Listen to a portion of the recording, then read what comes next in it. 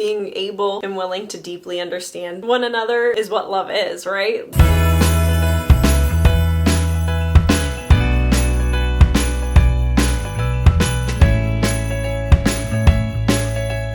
Happy Bookmas! Hello, how are we doing? Happy Bookmas Day 8. Happy Tuesday. I hope everybody's having a wonderful day. How are we doing? I'm doing pretty good today. Got my hair done. Anyways, welcome back to my channel. I'm Sammy, Sam Marie, Samantha Marie-a-lot, if you will. Welcome to Bookmas Day 8. Today, we are going to be doing my top 5 books of 2025. This was a challenge, and now I am gonna basically essentially do a top 10 of 2025. I'm gonna do like 5 runner-ups, 5 things that were close but didn't quite make the cut, and then we're gonna do our for real top 2025. Could I call it top 10 of 2025? Sure, but I like the way top 5 of 2025 sounds better. We are going to do a little spin because we are going to literally spin my little dad joke. On the spinner, I've put a few prompts, and it's going to be how I'm going to describe the book to you. Let me try to convince you to read them in a different way, in a different manner, by different means. I guess we could just go ahead and get into it. As of right this second, I'm filming this Monday, December 15th at 1:21. I have not decided yet what book I'm going to put at number 1. I have them sitting there. I'm going to stare at them. When that moment hits me for number 2, I'm going to make a split-second decision. That's how hard this was for me. You're cute, baby. If you want to sit, I just need you to sit here. Is it okay if Q sits like this? Is anybody uncomfortable? Because I think he is. When we get in a car, this is the same way that he faces. I don't know what trauma he had in his life before he lived with us that he must face the wrong direction, but it's just what he does. Okay, tap to spin. Tap to spin. Okay, like it's a movie trailer. My 10th book of 2025. I do not have the dust jacket for it anymore, but it's Bury Our Bones in the Midnight Soil by B.E. Schwab. Is it a surprise for me that this is coming in number 10? Yes. Invisible Life of Addie LaRue was my number 1 book for the year that I read it. But I read some good books, guys. I read some really good books this year, and also this is a really great book, but it does not hold a flame. What's the saying? It's not like a moth to a flame, or it doesn't hold something about a flame, I think. I need my announcer voice. Okay, this is how our movie trailer would go. We'd start zooming onto the scene, and it would say 3 women across 3 different centuries. 1, and then cut to the 1. 1 is driven by hunger. We get some quick flashes of scenes and stuff. 1 is driven by love, quick flashes of her story. And then 1 is driven by rage. Quick flashes. And then it'd say something like, follow these characters in this captivating story of vampirism, all seeking freedom by their own means. That's our movie trailer. Okay, we're moving on from number 10 because now I'm traumatized. We're not having fun anymore. Okay, so for book number 9, we're spinning. Please give me something I can do because I'm an idiot. We are going to describe the 9th book of 2025 in 3 words. Guys, this is probably something the small brain of mine could manage. Number 9 for me this year is The Favorites by Lane Fargo. My 3 words for this book to describe it to you is going to be scandalous, skating. Should I stay on the S words and say like sexy? But that's my number 9. Fantastic read, fantastic writing style, edible. Ate this one up, but I guess I'm only supposed to give you 3 words, so I'll move on. My number 8. 8. We are going to spin this wheel, and we are going to hope that we get something that I can do. I'm not doing a movie trailer again. Sorry, everybody. I know that was riveting for you to watch, but we need to keep this fun and interesting. Why? I made these prompts. I could have literally done anything that I wanted to, and this is what I chose. Was an ASMR whisper. Let's get our voice memos out. Okay, we're gonna recommend my 8th favorite book of 2025 by doing ASMR. The 8th best book for me this year was The Nightingale by Kristen Hanna. This is a beautiful, captivating story about 2 sisters during World War II and their 2 very different experiences. It really shows you the strength, the resilience, the power of women during this time period, how they got through the war back at home, what it was like for them. It is a beautiful, beautiful, beautiful story that I think everybody should pick up and enjoy.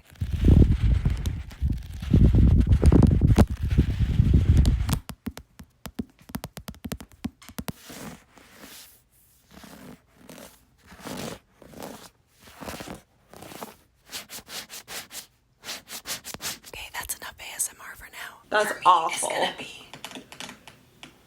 Wait, guys, that's kind of nice. So we're gonna move on to our seventh favorite book of this year. We're spinning the wheel. Please give me something good. Spoil one thing without context. See this? This I like. I should have made them all ones I could like because I did make the prompts. The seventh book on mine this year for 2025 on my list is Great Big Beautiful Life by Emily Henry, Miss Emily Henry herself. I did very much enjoy this book earlier this year when this came out in April, at the end of April. Great read. If you haven't picked up an Emily Henry book in your life so far, it's probably time to just go ahead and do it. Spoil one thing without context. Okay, I'm gonna say, obviously, if you don't want to run the risk of anything being spoiled, go ahead and skip. I'll put the time. But one thing I'm gonna say to spoil something without any context is I'm just gonna say grandmother.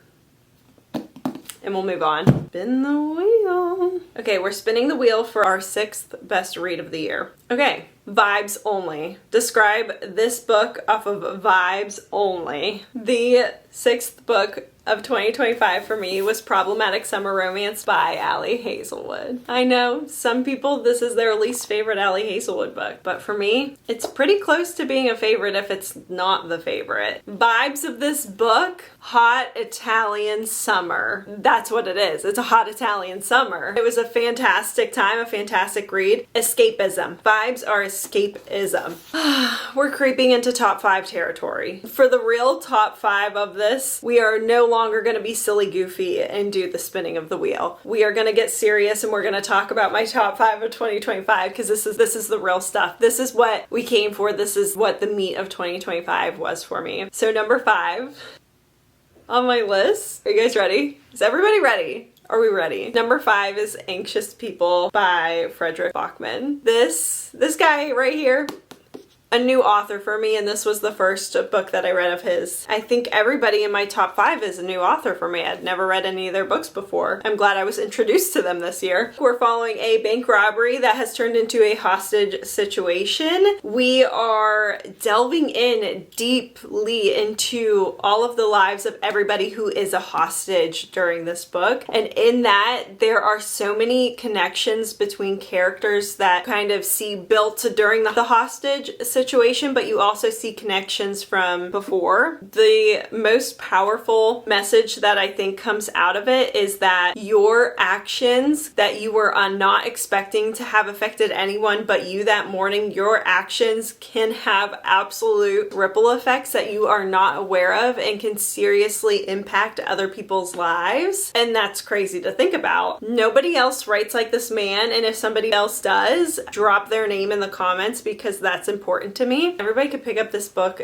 read it, enjoy it, and like it. Right off rip off the first page. This story is about a lot of things, but mostly about idiots. So it needs saying from the outset that it's always very easy to declare that other people are idiots, but only if you forget how idiotically difficult being human is. Especially if you have other people you're trying to be a reasonably good human being for. We're not in control, so we learn to pretend all the time about our jobs, our marriages, our children, and everything else. We pretend we're normal. Ooh, this is a tough one. The hardest thing about death is the grammar, the tense, the fact that she won't be angry when she sees that he's bought a new sofa without consulting her first. She won't be anything. She isn't on her way home. She was. That she used to do this, that she used to do that. She was, she is. The grammar. That's the worst thing of all. You probably have someone in your life whom you do something stupid for.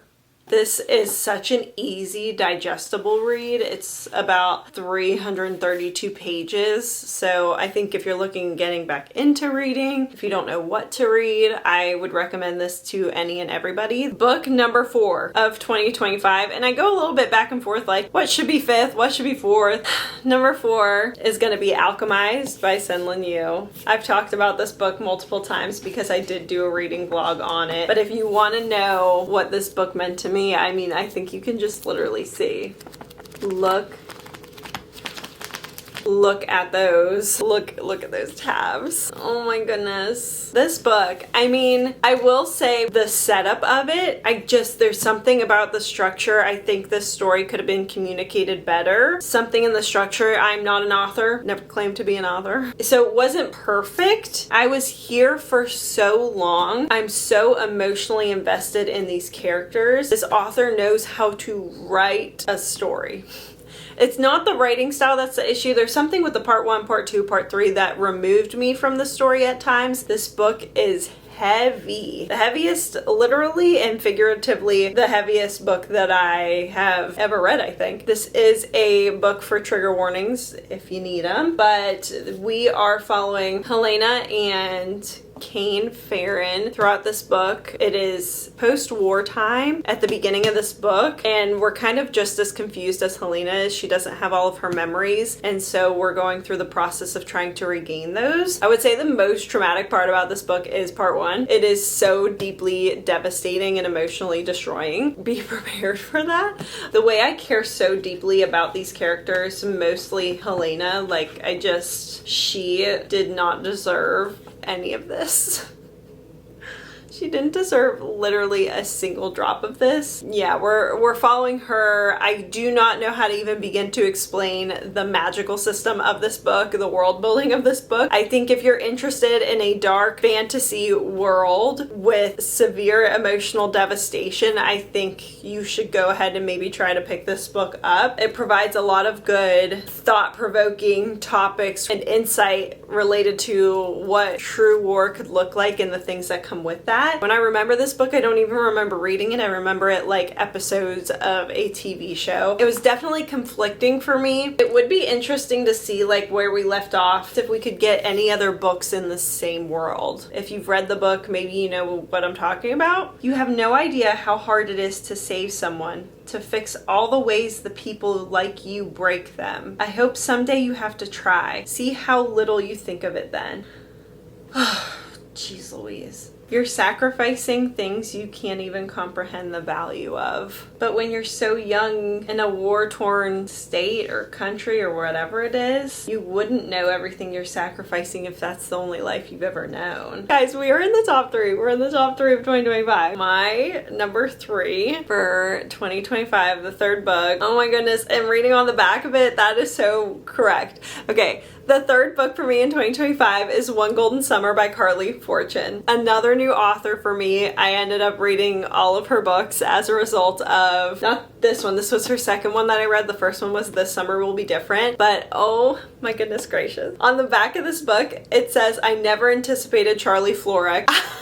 I didn't either. I love Charlie Florek. I love Charlie Florek. But in this book, we are following Charlie and we're following Alice. Alice's grandmother has recently had a surgery, so Alice is taking her up to Barry's Bay, where they used to go to, but they haven't been in a while. And she's going there just to get her out of the house, have a summer. Alice has some things going on in her personal life as well that she could use some time to go. Off rip, like the witty banter between these two. Charlie is texting her because he's going to be the one working on the house and fixing things up. The chemistry, the banter is there, like immediately. It was there the moment this book started. Something so special about this book is the way Carly Fortune can transport you to anywhere. She knows how to set a scene. She knows how to immerse you in the location and the environment of her books. And even there's one book of hers I really didn't care for at all. I didn't like, but the setting is still chef's kiss, perfect. I can still see where I was. Like, I wasn't at the dining table reading that book that I didn't like of hers. I was at the lake. This is a perfect summer romance, but it's getting cold.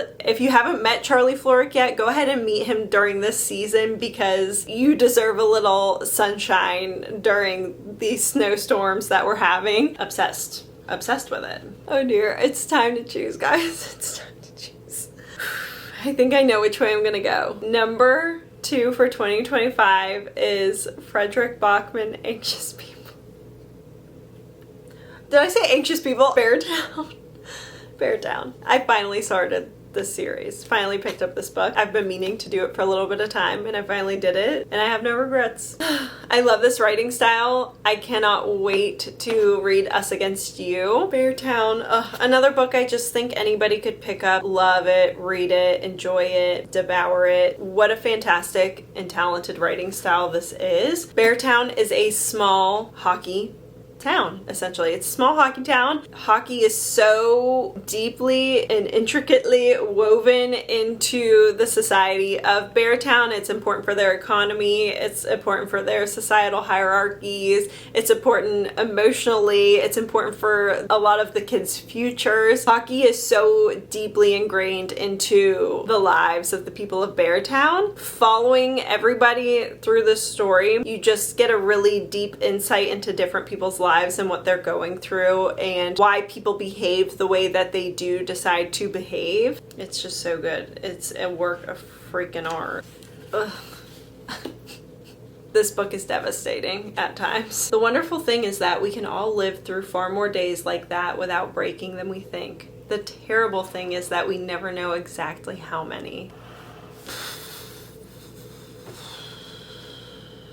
And he takes you on like such a roller coaster through this book because you'll be in somebody's life and then suddenly you're somewhere else, but you're worried about what's going to happen there. And then he's like leading you on and then gaslights you, and then that doesn't happen, but something else happens, and that something else is normally not super great of an outcome anyways. They laugh. How powerful that is, the fact that they can still make each other do that. Don't make me cry. Hate can be a deeply stimulating emotion. The world becomes much easier to understand and much less terrifying if you divide everything and everyone into friends and enemies. We and they, good and evil. The easiest way to unite a group isn't through love, because love is hard, it makes demands. Hate is simple. So the first thing that happens in a conflict is that we choose a side, because that's easier than trying to hold two thoughts in our heads at the same time. Ugh. And my number one book for 2025, it's Alone with You in the Ether by Olivia Blake. This is a fantastic read. This is not a book I think everybody's gonna pick up and love. It is an unusual book with a beautiful writing style. This is a love story between Reagan and Aldo. They meet at an art institute by chance, and they decide that they are going to have 6 conversations and then never speak to each other again. The way these two operate, the way their brains work, is very unique, very interesting. As someone who doesn't think the way they think, it's a very interesting, eye-opening to be in their world for just a little bit of time. This book is deeply romantic. The tension built between characters, they have different ways of coping with the way their brains work and how they are going to get through life. There is a lot of existentialism in this book. It is very short as well. It's like 260 some pages. Really all I can say is it is just such a unique writing style that this author uses to explore a love story, a romance, while also exploring mental health, while giving you characters that are relatable in some ways and not relatable in other ways. I think if you did relate to one of these characters, this would be a deeply satisfying read. If you love deep books, emotionally deep books, if you love beautiful prose, this would be a book for you. The church scene, if you know, you know. I love when she's meeting his dad too. He should tell her she looked pretty, he thought, though that was probably an underwhelming word. All down! There's a lot of like spiraling. These characters spiral quite a bit in their thoughts, and it's written in such a way in the book, and you'll be in the middle of a quote or a thought or a sentence, and then so one of the characters is saying something, but they're telling you at the same time what they actually want to say. So right here in quotes, it'll come between us, and then back to quotes, it's not comfortable. And the way they're willing to understand and be interested in the ways that the other person's brain works is what love is, right? Just being able and willing to deeply understand one another and, not be impatient with each other and hear their stories and hear their ramblings and hear what's inside of their brain. Take some of the load off for them. That it is what love is. And so they're kind of getting in that, and she goes, because if you don't have something to figure out, then you have no reason to keep going. And at the time he was thinking how difficult it was to explain, and then she just explained it for him, and so he thinks, or maybe it wasn't that difficult to explain, and he goes, yeah, basically.